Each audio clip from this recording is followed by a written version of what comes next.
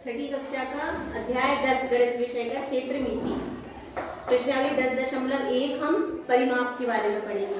तो सबसे पहले हम देखेंगे परिमाप क्या होता है। जैसे कि ये वर्ग है, ये आयत है, ये त्रिभुज है और ये षटभुज है। तो ये जो बाहरी आवरण होता है, बाहर की जो पूरी लंबाई होती है, इसको बोलते हैं हम परिमाप।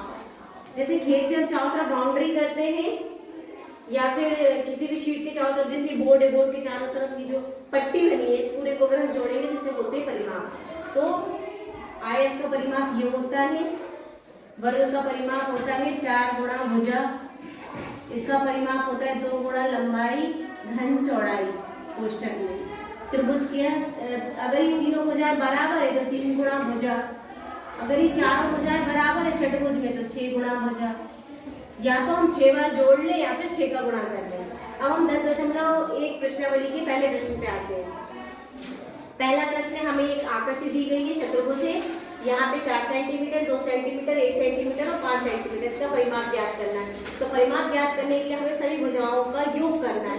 तो हम सबसे पहले यहाँ से शुरुआत करेंगे।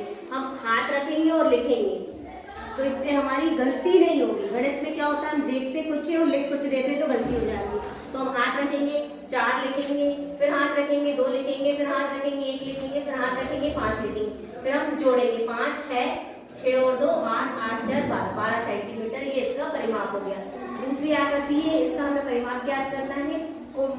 हम लिखेंगे परिमाप और फिंगर रखेंगे और लिखते जाएंगे 35, इसके बाद 23, इसके बाद 35, इसके बाद 40। फिर हम चारों को जोड़ेंगे तो 133 सेंटीमीटर आएगा।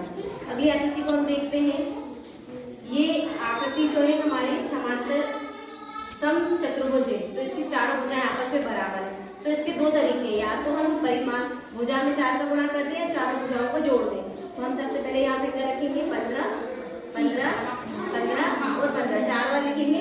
तो हम चारों को जोड़ेंगे, 15 चौको 60 या 4 का गुणा कर देंगे तो 60 सेंटीमीटर, इसका परिमाप होगा 60 सेंटीमीटर। अगली आकृति हम देखते हैं। अगली आकृति का परिमाप ज्ञात करने के लिए सबसे पहले हम यहाँ फिंगर रखेंगे, 1 लिखेंगे, यहाँ फिंगर रखेंगे 4, यहाँ फिंगर रखेंगे 0.5, यहाँ फिंगर रखेंगे 2.5, 2.5, 0.5 और 4। अब वापस यही पे आ गए, यहाँ से शुरू किया। अब हम इन सबको जोड़ लेंगे, 5, 2.5, 5 और 1.1 मिलके 1 हो जाएगा। तो 5 और 1 6, 6 4 10 और 1 11, 11 और 4 15, 15 सेंटीमीटर इसका परिमाप आ गया। अगली आकृति हम देखेंगे। इस आकृति में हमें परिमाप ज्ञात करना है, तो हम परिमाप लिखेंगे और फिंगर रख के सारे भुजाओं को लिख देंगे, 4, फिर 4, फिर 4, फिर 4 और फिर 4। इस प्रकार से पंचभुज है, चारों भुजाएं बराबर है, तो हम 5 का गुणा भी कर सकते हैं और आपको जोड़ेंगे तो 20 आएगा। ये परिमाप हो गया इसका। अगली आकृति है, हमें किसी भी आकृति का परिमाप ज्ञात करना है, उसकी सभी भुजाओं का योग परिमाप होता है। तो हम यहाँ से शुरुआत करेंगे, फिंगर रखेंगे, 1 लिखेंगे, फिर 3 लिखेंगे, फिर 2 लिखेंगे, फिर 3 लिखेंगे, फिर 4 लिखेंगे, 1 लिखेंगे, फिर 3 लिखा हमने, फिर 2 लिखा, फिर 3 लिखा, जोड़ का निशान लगा के, फिर 4 लिखा, फिर 1 लिखा, जोड़ का निशान लगा के, फिर हमने 3 लिखा, फिर जोड़ का निशान लगा के हमने 2 लिखा, फिर 3 लिखा, जोड़ का निशान लगाया, फिर 4 लिखा, जोड़ का निशान लगाया, फिर 1 लिखा हमने, फिर जोड़ का निशान लगा के 3 लिखा, फिर जोड़ का निशान लगा के हमने 2 लिखा, फिर जोड़ का निशान लगा के हमने 3 लिखा, फिर जोड़ का निशान लगा के हमने 4 लिखा और जोड़ का निशान लगा के फिर हमने 1 लिखा, 2, फिर जोड़ का निशान लगा के हमने 3 लिखा, 4 लिखा, 4 यहाँ पे आ गया। अब इन सभी को हम जोड़ेंगे,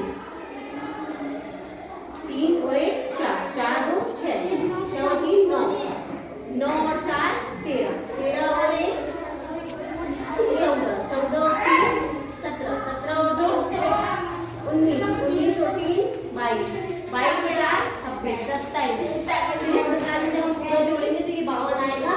इस आकृति का परिमाप जो है वो है 52, 52। तो इस प्रकार से हम परिमाप ज्ञात करके आपको और आप कर लीजिए। प्रश्न ध्यान से सुनिए। दूसरे प्रश्न में हमें एक आयताकार बॉक्स दिया है और उसका ये ढक्कन है। तो ढक्कन में चारों तरफ हमें टेप लगाना है, टेप की लंबाई बताना है।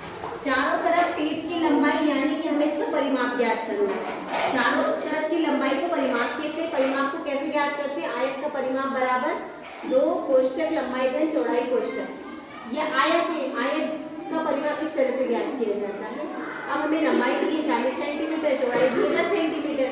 टेप की लंबाई मतलब ये चारों तरफ की लंबाई का योग, तो इसे बोलते हैं परिमाप। बराबर 2 गुणा कोष्टक लंबाई धन चौड़ाई कोष्टक 2 40 धन 10, 40 और 10 जोड़ेंगे 50, 50 का 2 में गुणा करेंगे 100 सेंटीमीटर। सेंटीमीटर में था 100 सेंटीमीटर, और 100 सेंटीमीटर को हम 1 मीटर लिख सकते हैं। तो इस प्रकार से हमने इसका